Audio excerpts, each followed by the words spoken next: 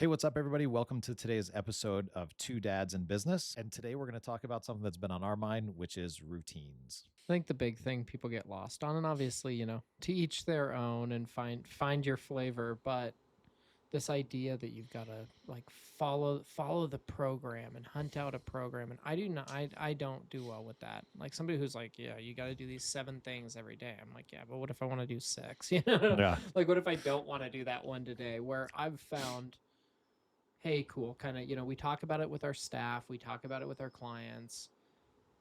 We don't really talk about it amongst ourselves. I think we naturally do it, but sort of this non-negotiables. Like what are the things that are just an absolute non-negotiable? Is it I'm going to make it to the gym 5 days a week.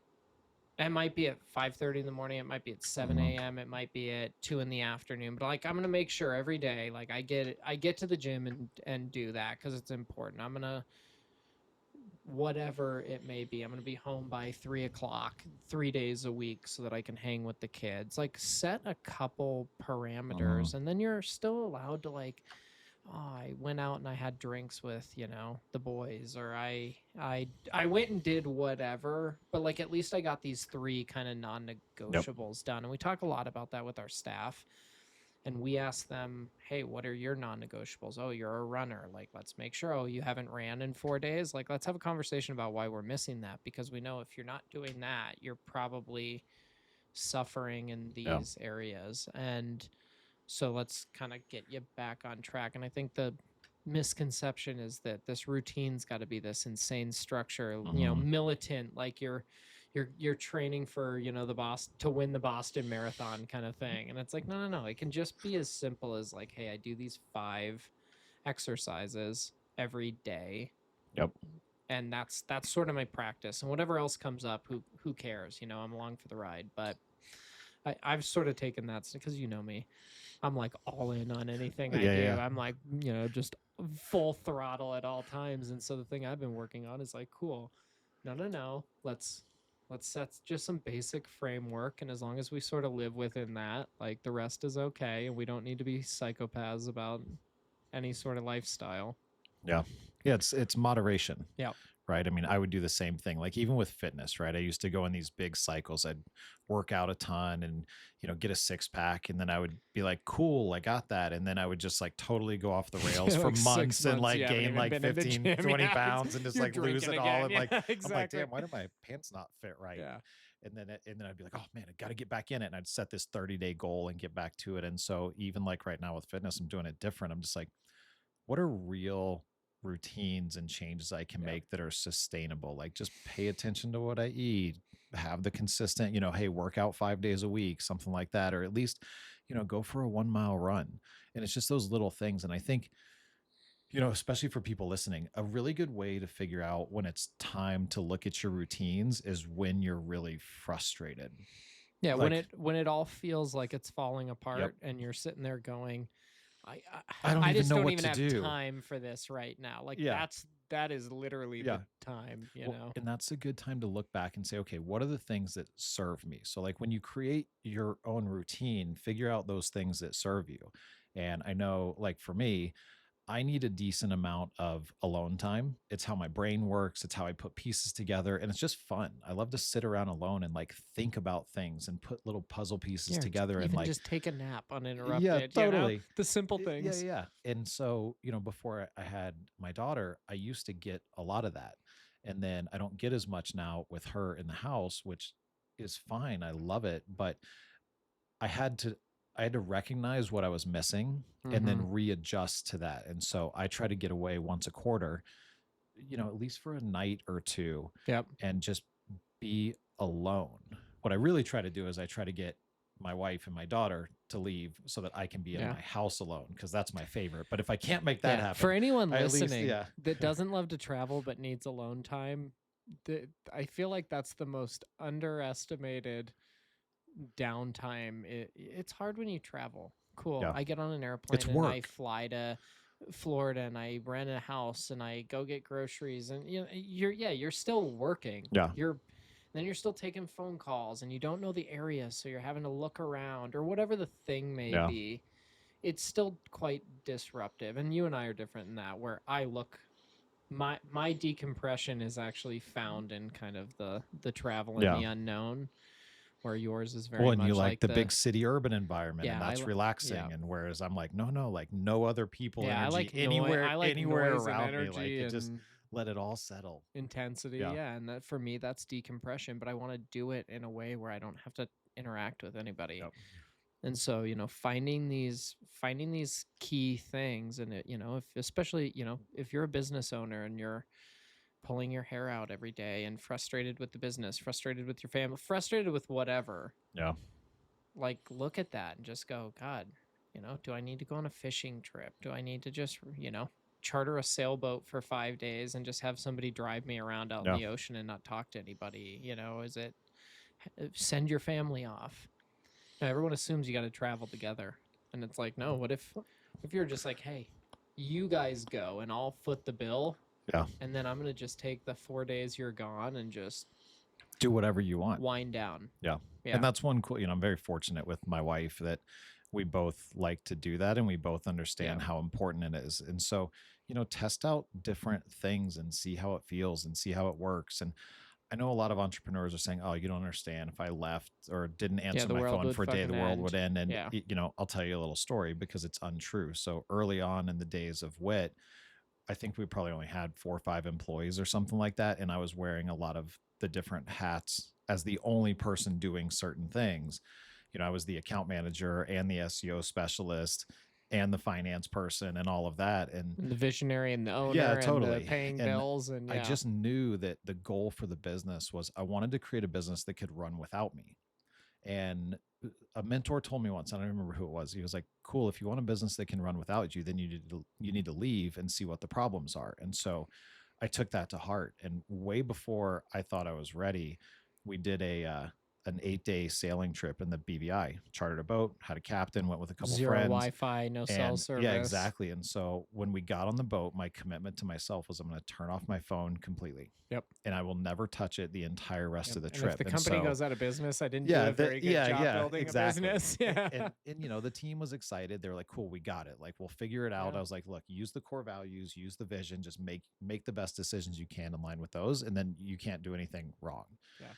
And yeah, got back, turned my phone on, and almost nothing had Couple happened. texts being like, hope you had a good trip. Yeah, Yeah. there was literally like no problems at work, and they're like, "Hey, we got a list of stuff that we just don't know how to Right. do, or we need you to do when we're back." The But it old was all saying, good, and the only so person that ruins a business more is the business yeah, yeah, owner, totally. And And there's so this assumption you got to be there at all times and be plugged yeah, in, and it's a it's just tough it's just thing. wrong. And Yeah. so, I know this is a little different than the routines, but this is a good topic. Like, what's the intention you're setting for your business?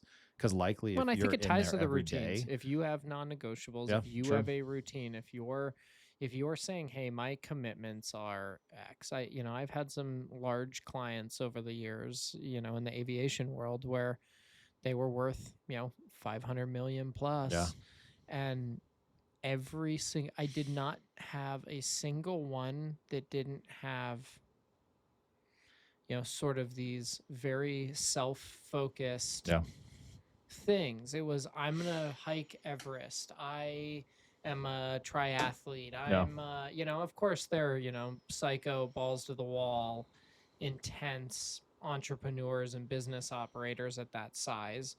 But still, it was like they had their, hey, I love my family. I make them breakfast every morning, but I'm up at 4 a.m. and it's my world. yep, From 4 to 9 a.m. it's my world. At 9 a.m. I make them breakfast. I leave for the office. I still participate, but like I have this 5 hour window that I own, and there is literally nobody in the world that will disrupt yeah, it.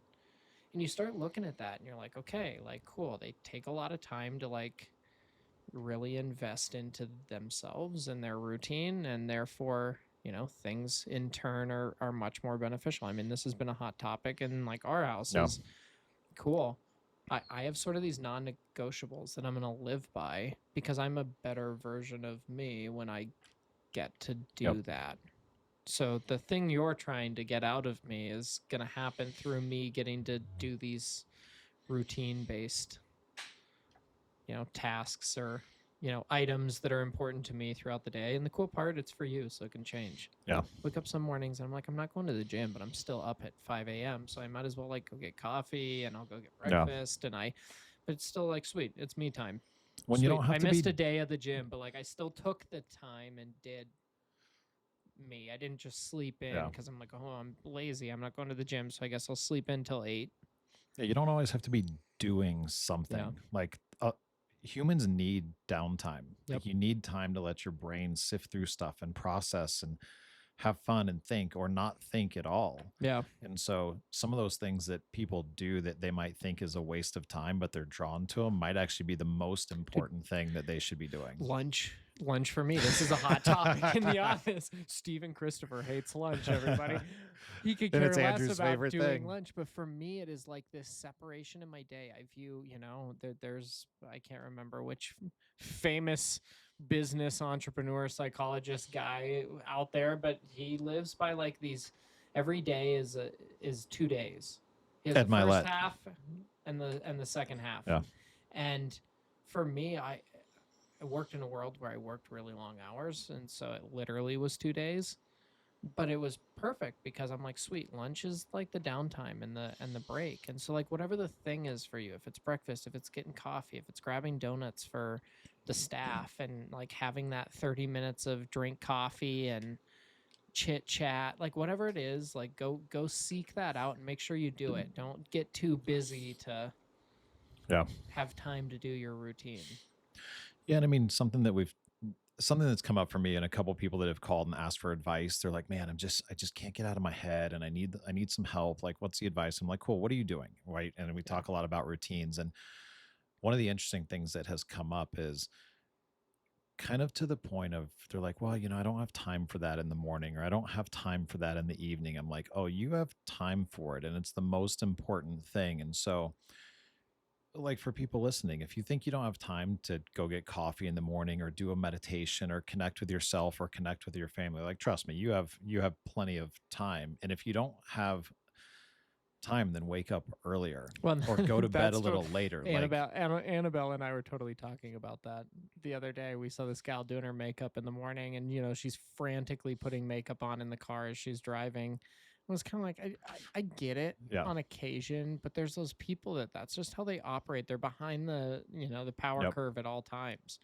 Yeah, And from it's the like, second what they if you wake up, just they wake woke up up behind. 15 minutes earlier? Mhm. Literally 15 minutes. It takes you 30 minutes to do your makeup in the car. Assuming that's the Yeah, case. and you might Surely die. standing in front of the mirror, you could knock it out in 15 Yeah, minutes. You know what I mean? It's yeah, how much easier is life when you're just done with it? But we all kind of fall victim to this. Oh, I'm just so you don't understand how busy I am and how chaotic everything is. I just got to get going. And it's like, what if you yep. just took a second to like do it right? Well, and have some self awareness. A lot of entrepreneurs, even me early on, I was guilty of it. Like, I was like, oh man, I got to get to the office. And then, like, if I really paid attention, like, I wasn't actually doing much. I was like waiting for an email to come in, or I You're was sitting waiting in for your the, car because you don't want yeah, to go inside yeah, yet. But you totally. sit And I'm there for just like, 45 I'm minutes like, on your okay. phone. Yeah. And so it's have a little bit of self awareness around where you actually spend your time Yeah. because everybody has more time in the day.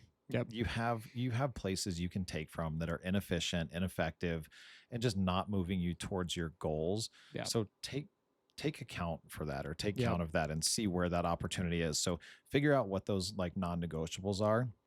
Test out some of the ones that we mentioned or test out ones that just feel good to you in the past and then move them around and reassess after a couple weeks and change them or keep them or double down on them or whatever. But at least have some sort of a routine or some sort of those like non-negotiables. When if you set the couple, 3, 4, 5 non-negotiables, routine, whatever, every time you get a little lost, it's really nice because you can be like, sweet, I'm going to just go back to Yep. doing that. Like the world can be on fire, fine, whatever. I ain't solving it today, but like tomorrow I'm going to wake up and I'm going to just Yep. do the 5 things. And it's amazing within a day or two, you can kind of pull yourself out of these weird slumps you end up in. Because you're like, sweet, I just kind of got back on track. I went back to center and life's good. We're all right. We're surviving. Yeah, it's never this thing that the mind tells us like, oh, I don't have time to do that and I better do this and I better do that. It's like, no, when that happens, get back to the routine, go back to the gym, go back to getting coffee, do a meditation, whatever those things Yeah. are. And yeah, to your point, it'll fix that really quick, but the mind tells us that it won't. So Yeah. it keeps us from doing the most basic thing that will have the biggest impact. Yeah, isn't it crazy? Yeah, nutty. Awesome. Cool.